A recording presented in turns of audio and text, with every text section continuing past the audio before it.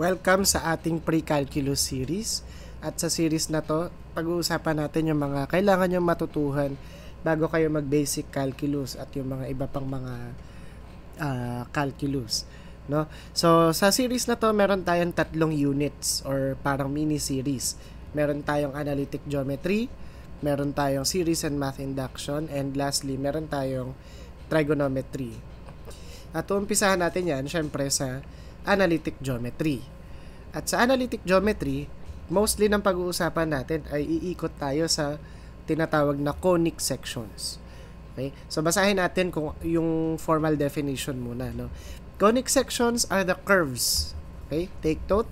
Curves obtained when a plane intersects a cone. Ibig sabihin, pag meron daw tayong plane, okay, tapos tumagos siya sa isang cone. Yan, tumagos sa cone. Yung tagusan nila, yun ang intersection na tinatawag. Yun ang conic section. Kaya nga siya tinawag na conic section kasi intersection ng plane sa isang cone. Section ng isang cone. Okay? At para masimulan natin, alamin muna natin yung parts ng conic section o yung cone sa conic section.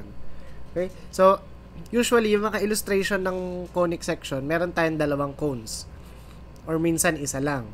Pero sa video na to, 2 ang gagamitin natin.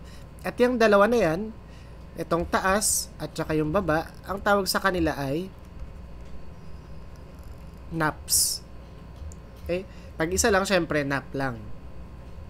Yung nasa taas, pag nakabaligtad, ang tawag doon ay upper nap. Okay? Yung nasa baba, syempre, lower nap. Yan. Tapos, etong gitna nila, yan, syempre, isa lang naman ang tawag dyan, vertex ang tawag natin dyan. Okay? Tapos, etong pinakatuktok at pinakababa nung 2 cone. Okay? Ang tawag naman dyan ay base. Okay? Base yan. At dahil cone yan, syempre, ang base nila ay bilog, no? Circle. Tapos, meron tayo dyan, mula sa gitna ng base, pababa sa vertex, pababa dun sa gitna ng isa pang base. Ang tawag naman dyan ay axis. Okay? At yan yung parts ng cones. Kasi, mahalaga yan dahil dyan nakabase yung mga conic sections na mabubuo natin. Depende sa pagtagos ng plane. Okay.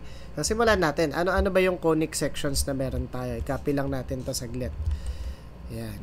Tapos, lagay natin sa gitna. Okay. Halimbawa, kung ang plane natin ay nag-intersect sa cone na parallel sa base. Okay. Parallel siya sa base. Ayan. Ito yung base natin. Parallel yung plane natin. Ay, gawin lang natin 3D. Okay. Pag parallel sa base yung plane natin, yan, ang mabubuo nating conic section dyan ay, syempre, bilog din. Okay. So, ang isang una nating conic section ay circle. Okay. Kapag parallel yung plane doon sa base. Kapag naman nakapahiga pa rin yung plane pero hindi siya parallel. Okay, medyo nakatabingi siyang konti. Dito naman natin sa taas gawin. Kaya nakatabingi siya ng konti. Medyo bilugan pa rin yan, no? Medyo bilugan pa rin na mabubuo natin dyan. Pero hindi na siya perfect na bilog. Okay? Medyo pahaba na yung pagkabilog niya. Ang tawag naman natin dyan ay ellipse. Yan. So, meron na tayong 2 conic section. Kapag parallel ang plane sa base, circle. Kapag medyo tilted siya, ellipse. Okay? Tapos, gawa pa tayo ng isa pa dito. Yan. Kapag naman, medyo nakatayo na yung plane, pero ang pag-intersect niya sa cone ay tatagos na sa base. Yan, may sabihin, tatagos siya sa base. Yan, dito kasi ang tinamaan niya lang ay yung axis, no? At saka yung surface ng cone. Dun sa circle tsaka sa ellipse. Dito sa pangatlo natin, halimbawa yung plane natin ay tumagos na dun sa base. Yan, tumagos na siya sa base. Iba rin ang mabubuo natin dyan, syempre. Gawin lang natin 3D.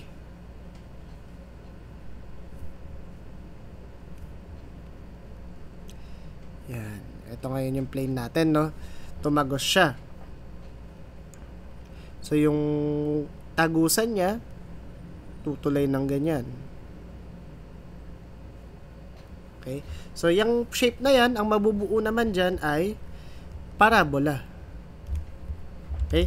Sana medyo familiar, no? Sana medyo nakikita nyo yung yung shape.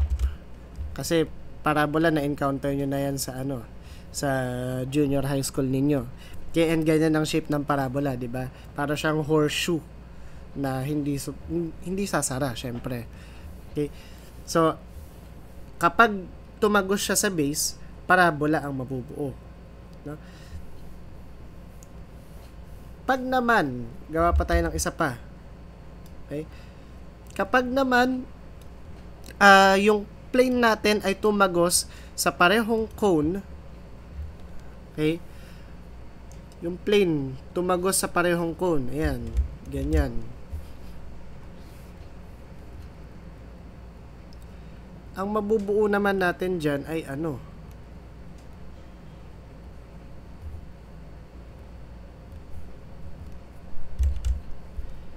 huwag na natin pagandahin.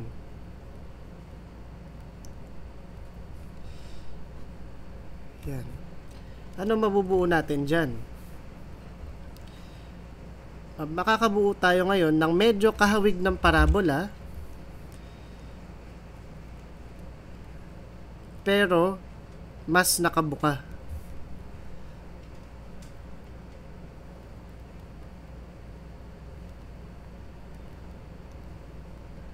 Yan. Ang tawag naman dyan ay hyperbola. Okay. At yan yung apat natin na conic section. At kung i-drawing natin siya dito sa baba, no, i-drawing natin siya dito. Okay. Circle, ellipse. Ito natin drawing. Parabola. And hyperbola. Ito syempre itsura niyan, no? Pag circle, bilog syempre.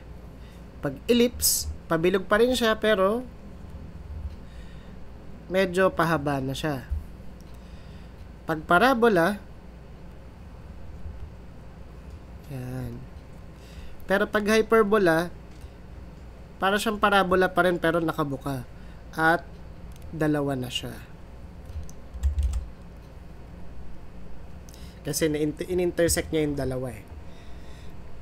Okay. So yan yung ating mga conic sections.